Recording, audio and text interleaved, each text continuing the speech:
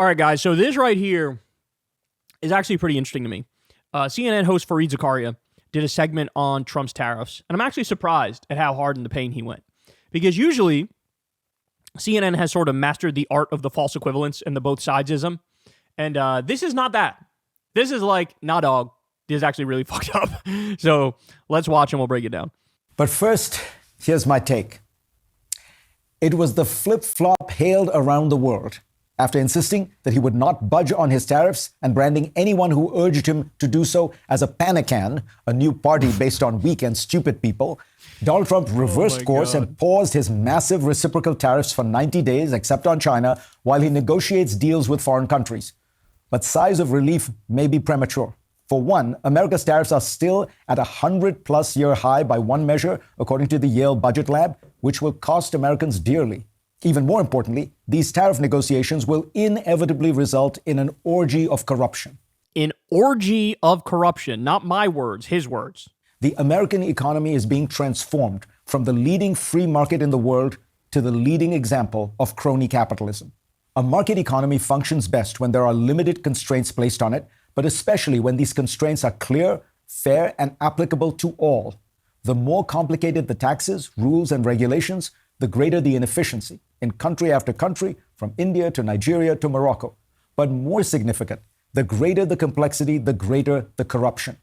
With tariffs come tariff waivers, often granted by the hundreds to specific industries, companies, even products. In 2018 and 19, the Trump administration announced an assortment of tariffs, including 25% on steel, and also a program of waivers. They got around 500,000 applications. This week, when asked how he would determine these exemptions, Trump replied, instinctively. Studies show that politicians' instincts usually favor their contributors. Oh, you don't say. Maybe we'll give some exceptions. Maybe. How are you going to determine that? Instinctively. Oh, really? My guess is if the head of some major corporation goes to Mar-a-Lago and hands you a check for a couple $2 billion, you'll instinctively want to give them a little bit of relief, don't you think? Which then encourages pervasive corruption. It was true with tariffs for much of American history until FDR changed the system. Oh, look at that. The most based president yet again being based. Over time, in Paul Krugman's words, tariff policy went from being famously dirty to remarkably clean. Is there anybody working on technology to resurrect the dead? Could we get FDR back, please? It's getting dirtier fast. We already have the evidence from Trump's first term.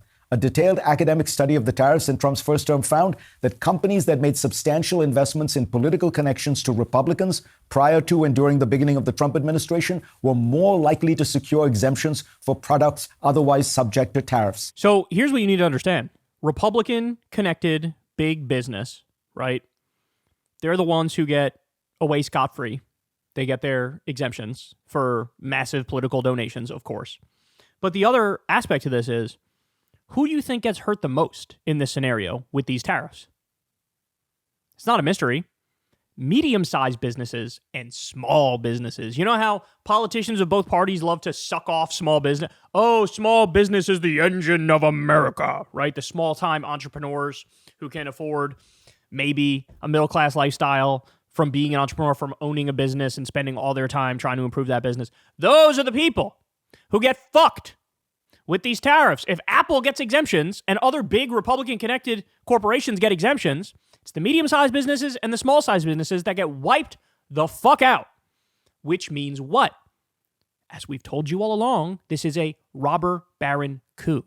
That's what it is. Robber baron coup. Which means the top 1%, the Donald Trumps, the Elon Musks, the Mark Andreessens, the Mark Zuckerbergs, the Jeff Bezoses, the Tim Cooks, it's these people who will run everything. You will be a corpo slave peasant in that system. Do you understand that? Trump always says the 1890s were the best time. 1890s were the best. That was literally the fucking Gilded Age, where we had literal robber barons who owned everything. So they can be orchestrating an economic collapse for these guys to step in and swoop up everything from the medium and small businesses, buy them out, and they run it all. And they run it all. And at the same time, don't think, oh, it's okay. I'll be a worker. I'll just organize with my union so that we get a fair share of the pie. Wrong. They're destroying the NLRB. They're making sure you can't join a union. They're bringing back fucking child labor in Florida right now. They said, hey, we kicked out too many immigrants. Make the 14-year-olds work overnight shifts. This is what they're doing. So they want everybody to be a corpo cuck slave peasant. That's what they want, and they want to own everything. And this is what they're bringing about. Conversely, companies that made contributions to Democratic politicians had decreased odds of tariff exemption approval. That study looked at more than 7,000 applications for exemptions from tariffs on China. This is literally like, just come kiss the ring of the Mad King, and then maybe you'll get some favors. This is what it is. He's running the country like a mafia boss. And understand something. Somebody tweeted this the other day. I got to go back and check the article, but was it in Australia? It may have been in Australia. He was rejected in the 1980s from building a Trump casino in some country. It was either New Zealand or Australia, I think, because an investigation of him found he had deep mob connections. His lawyer was Roy Cohn, who was the famous mafia lawyer from when he was young. So what that means is, yeah, he's running it like the mob because he's a fucking mobster. He's a gangster. He's a criminal. And found that just a $4,000 donation to the Democratic Party reduced the company's chances of being granted an exemption to less than 1 in 10. As Timothy Carney from the conservative think tank AEI notes, Trump's first election created a trade lobbying boom from 921 entities who hired lobbyists to work on trade to a peak of 1,419 by 2019. With the highest tariffs in the industrialized world, the American bazaar is now open.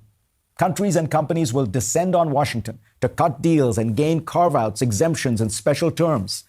In the last 4 weeks, Vietnam has announced a flurry of measures designed to mollify the Trump administration and get a good trade deal. Among them, approval for Elon Musk's Starlink to operate. We've never seen corruption on.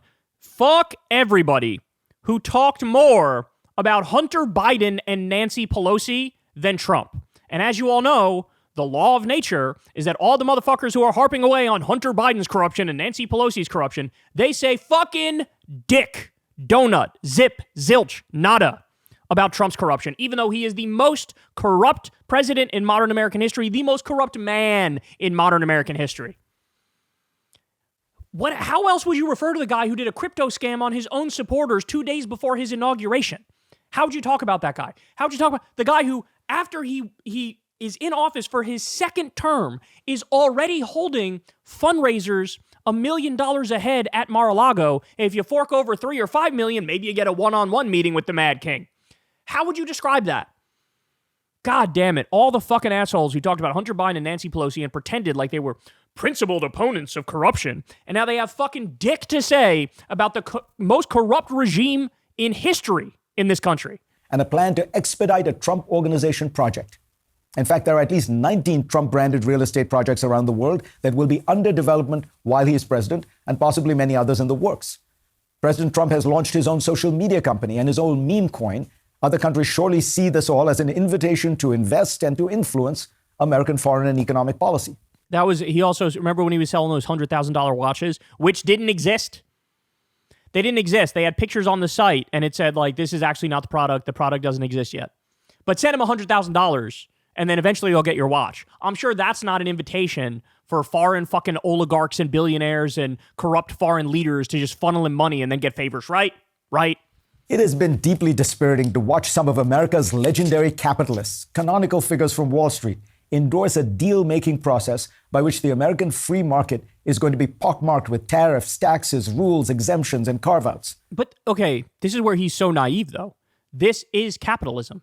Under capitalism, the companies only care about profit. Period. That's it. That's it. That's why under capitalism, you have rampant child labor if they feel like they can get away with it. There's no environmental regulations if they feel like they can get away with it. All that fucking matters is the bottom line. All that matters is profit. It's a psychopathic system. And so what happens when a situation like this arises? Obviously, all the capitalists run to kiss the ring of the Mad King to try to get their favors. And by the way, they all want to be the only game in town.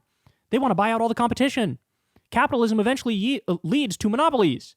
And then the monopolies will have full market share and they'll jack up the fucking prices and screw everybody over to, again, increase the bottom line. The idea that this is a deviation from true capitalism. No, this is what it fucking becomes in practice. It's so naive. It's so neoliberal brained, right?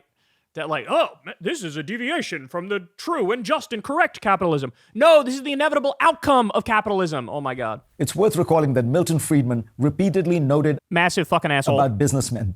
You can get any leading businessman to give you an eloquent speech on the virtues of a free market. But when it comes to their own business, they want to go down to Washington and get a special tariff to protect their business. Yeah, exactly. Special tax deduction. They want a tax subsidy. Yeah, look at Elon Musk. Oh, free market. I love Javier Milei. I love anarcho-capitalism. Pull yourself up by your bootstraps. Wait, give me 38 billion US tax dollars. Give me 8 million tax dollars a day. This is what Elon Musk does.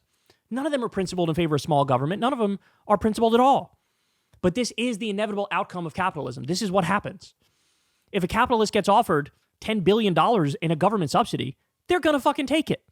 They're going to take it because, again, all that matters is the bottom line. I grew up in was a country riddled with tariffs, high barriers designed to protect the country's domestic industry and shield it from what was regarded as unfair foreign competition. It produced stagnation, poverty, and lots of corruption, thoroughly politicizing the economy. No business of any size in India could survive without a good relationship with the government. When I got to America, I was delighted to see that most businessmen went about their work with little care as to who was in the White House. But now I watch... That's not true. That is not true. These businesses, regardless of what they say or if they say nothing, they prefer Republicans. Why? More tax cuts for them, more deregulation for them, more subsidies for them. The entire Republican Party, right now, again, this is a robber baron billionaire coup that we're witnessing. It is a multinational corporate coup. That's going on at the same time you have a fascist takeover and purge. Capital, it turns out, would you look at this? This is proof now, always breaks towards fascism. If they have a choice between a socialist or a fascist, guess which way they're going to go?